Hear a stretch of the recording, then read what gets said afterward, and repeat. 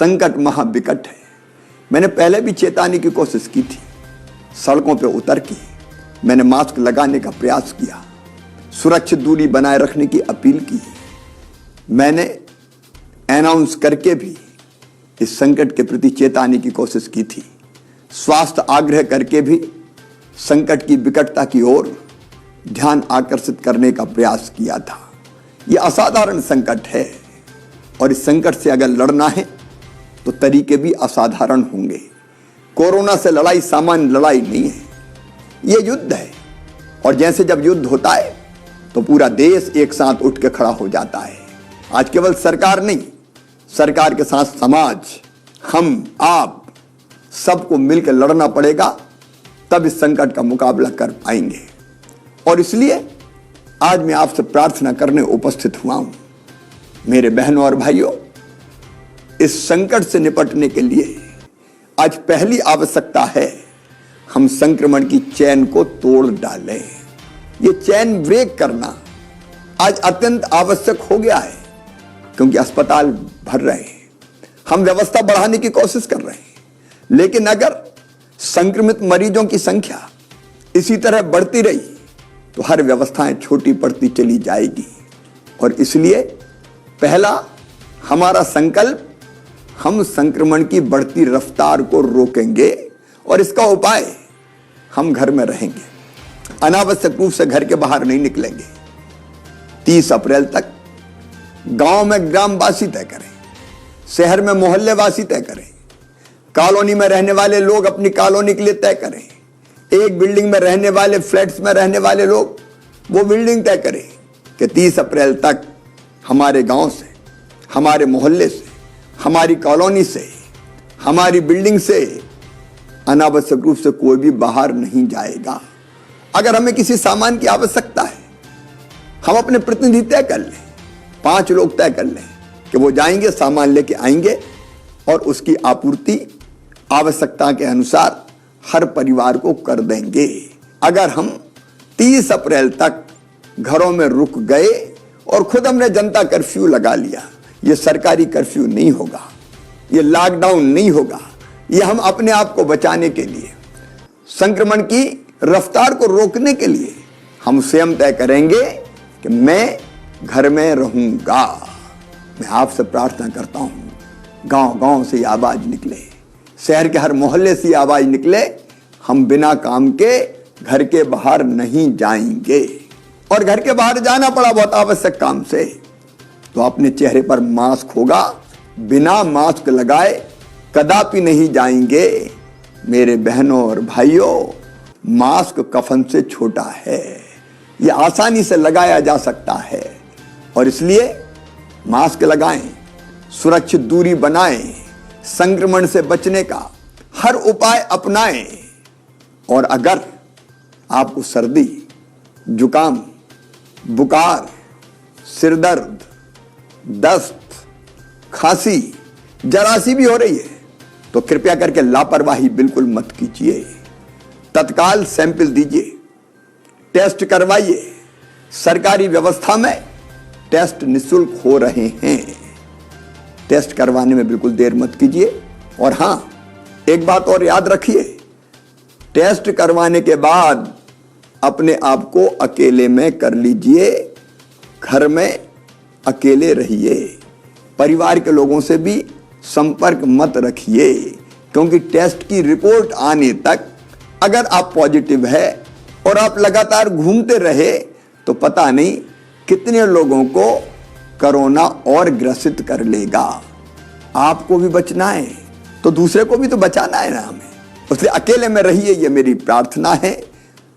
और अकेले में रहेंगे तो परिवार को भी बचा पाएंगे। क्या आप अपने परिवार से प्यार नहीं करते? और हां, जैसी रिपोर्ट आपकी आ जाए और रिपोर्ट पॉजिटिव आती है तो घर में होम आइसोलेट हो जाइए, होम आइसोलेशन में रहिए, मतलब घर में अलग कमरे में रहिए, परिवार के किसी सदस्य के संपर्क में मत आइए।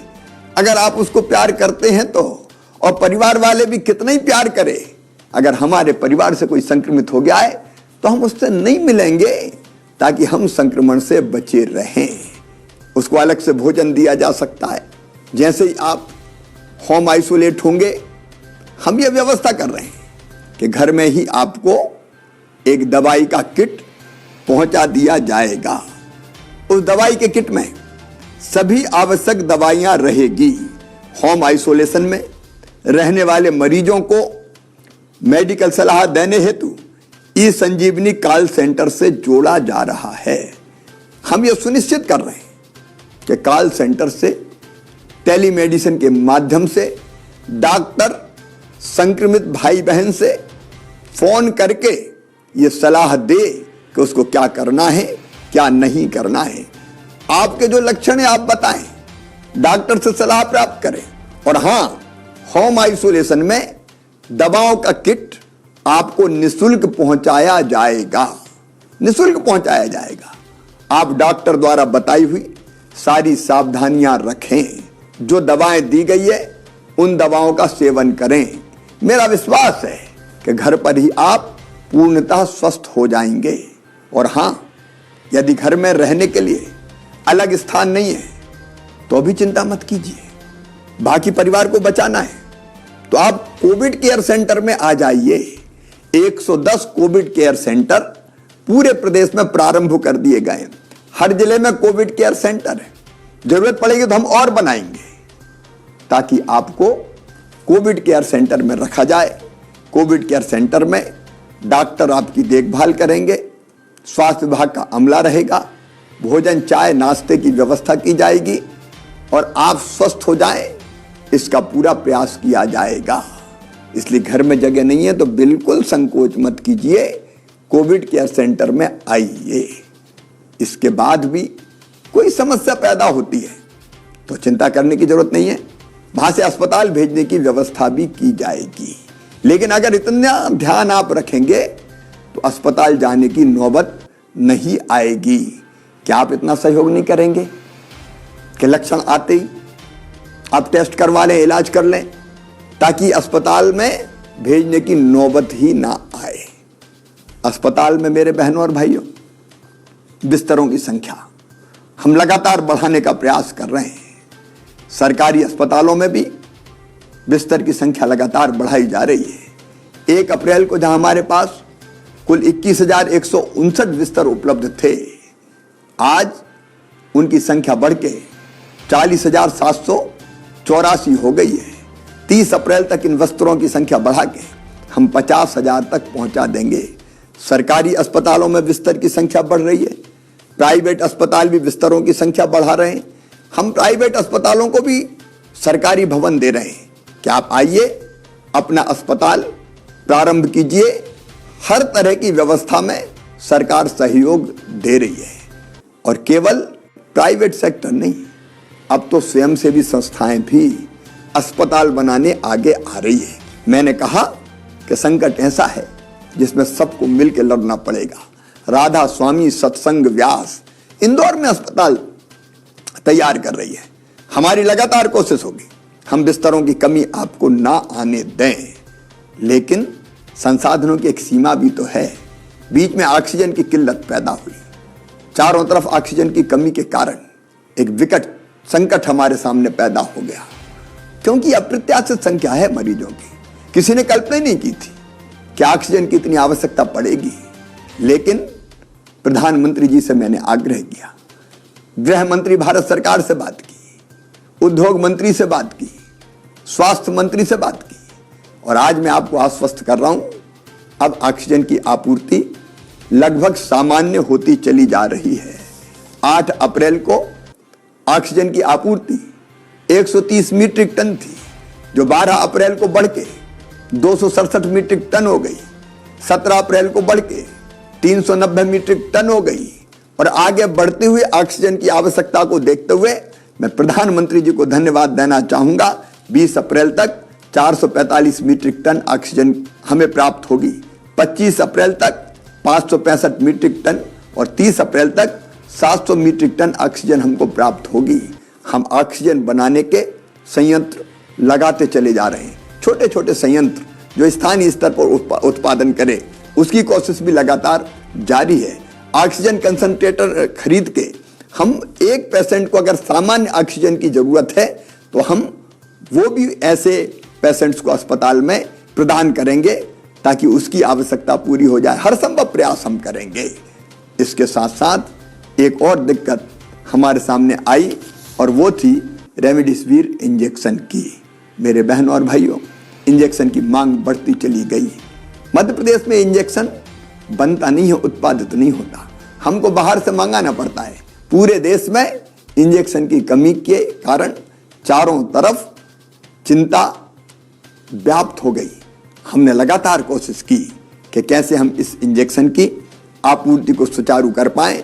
मैं लगातार बात कर रहा हूं, भारत सरकार से बात कर रहा हूं, स्वास्थ्य मंत्री से बात कर रहा हूं, प्राइवेट कंपनियों से बात कर रहा हूं और बात करके हम आपूर्ति लगातार करते चले जा रहे हैं। हाँ, जितनी आवश्यकता है उससे अभी जो आपूर्ति है वो कम है, लेकिन हमारे प्रयासों में कोई कमी नहीं है।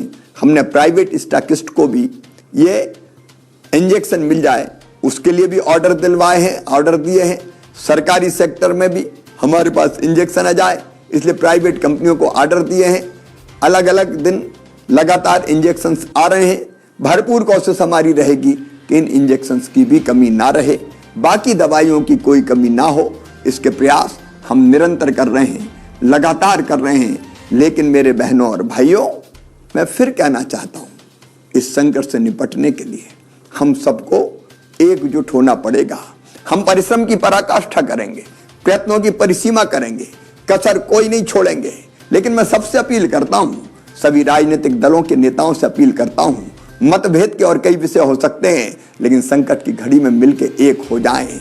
धार्मिक संस्थाएं, सामाजिक संगठन, स्वयंसेवी संस्थाएं सब मिलकर आगे बढ़े, आगे आए। मुझे खुशी है कि कोरोना वॉलंटियर्स निकल के सामने आए हैं जिनने अपने आप को रजिस्टर करवाया है कि हम इस संकट की घड़ी में प्रशासन और सरकार के साथ खड़े रहेंगे। और वो कोरोना वॉलंटियर बहुत अच्छा काम कर रहे हैं। अगर आपको भी सेवा के काम में सरकार और प्रशासन के साथ जुड़ना है तो आप 181 पर कोरोना वॉलंटियर के रूप में रजिस्टर हो सकते हैं। आपको हेल्प डेस्क पर काम दिया जा सकता है, जागरूकता पैदा करने के लिए काम दिया जा सकता है, मोहल्लों में जनता की सेवा करने का काम दिया जा सकता है। हम में से हर एक को किसी न किसी भूमिका का निर्वाह निश्चित तौर पर करना है। मुझे पूरा विश्वास है कि संकट बड़ा है, संकट गहरा है, लेकिन हमारा हौसला उससे भी बड़ा है। हम कोई कसर नहीं छोड़ेंगे और मुझे पूरा विश्वास है कि संकट आया है लेकिन मिलके एकजुट होके अगर हम लड़ेंगे तो इस संकट को हम पराजित करेंगे। इस संकट के दौरान हमारी कोशिश ये रही है कि गरीब की रोजी रोटी चलती रहे, उसके सामने रोजगार का संकट यथासंभव पैदा ना हो, और अगर वो पैदा भी होगा तो चिंता ना करे, सरकार कोई ना कोई व्यवस्था जरूर करेगी जिसके बारे में मैं फिर अलग से चर्चा करूंगा। आज मैं फिर एक बार अपने सभी बहनों और भाइयों से प्रार्थना करता हूं कि संकट की घड़ी में हम सब आगे आए, संक्रमण की चैन तोड़ें, खुद जनता कर्फ्यू लगाएं और संक्रमित अगर हो जाते हैं तो तुरंत इलाज शुरू करें ताकि अस्पताल जाने की नौबत ही ना आए। मुझे विश्वास है कि हम सबके प्रयासों से ये रैन अंधेरी बीतेगी, उषा जय मुकुट चढ़ाएगी, पतवार चलाते जाएंगे, मंजिल आएगी आएगी। संक्रमण का अंधेरा हम आशा और विश्वास के प्रकाश से दूर करेंगे। मैं मीडिया के मित्रों से भी निवेदन करता हूं, सकारात्मकता का माहौल बनाएं। हम जानते हैं कि जहां एक तरफ संक्रमित भाई और बहन आ रहे हैं, अगर 3-4 दिनों से लगातार 11 से लेकर 12,000 के बीच में पॉजिटिव केसेस सामने आ रहे हैं तो 6-7 हजार रोज स्वस्थ होकर घर भी जा रहे हैं। और इसलिए आशा और विश्वास का सवेरा निश्चित तौर पर आएगा। मैं भगवान से भी प्रार्थना करता हूं, असदोमा सदगमय, तमसोमा ज्योतिर्गमय, मृत्योर्मा अमृतम गमय। हमें असत से सत की ओर, अंधकार से प्रकाश की ओर और मृत्यु से अमृत की ओर ले चलो।